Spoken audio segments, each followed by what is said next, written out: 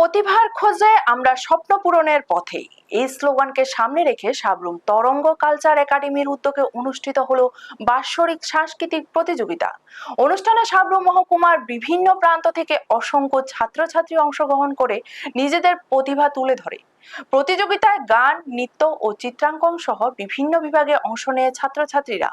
সুরের মূর্ছনায় গান পরিবেশন, নৃত্যের ছন্দে মঞ্চ মাতিয়ে তোলার পাশাপাশি রং তুলির মাধ্যমে চিত্রাঙ্কনে নিজেদের সৃজনশীলতার পরিচয় দেয় তারা।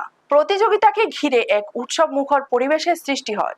তরঙ্গ কালচার একাডেমির অধ্যক্ষ কমল কান্তি চৌধুরী জানান, গত বছরের তুলনায় এই বছর প্রতিযোগিতায় ছাত্রছাত্রীদের অংশগ্রহণ উল্লেখযোগ্যভাবে বেড়েছে।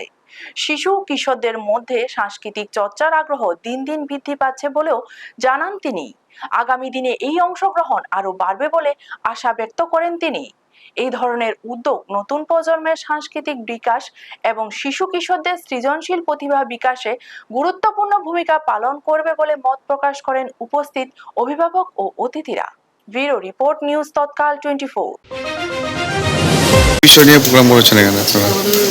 এই প্রোগ্রামটা হচ্ছে তরঙ্গ কালচারাল একাডেমি আয়োজিত, অর্গানাইজ করছে অল ইন্ডিয়া টেলিভিশন কম্পিটিশন 2026, যেটা আমরা গত বছরও করেছিলাম। গত বছর এই প্রতিযোগিতা 4 ভাগে ছিল, এবার সেই প্রতিযোগিতা আমরা 5 ভাগে করতে যাচ্ছি।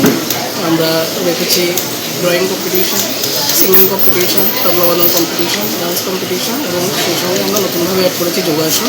তো গতবার আমাদের পার্টিসিপেন্টের সংখ্যা ছিল 105 জন, এবার সেই সংখ্যা বেড়ে দাঁড়িয়েছে 180 জন।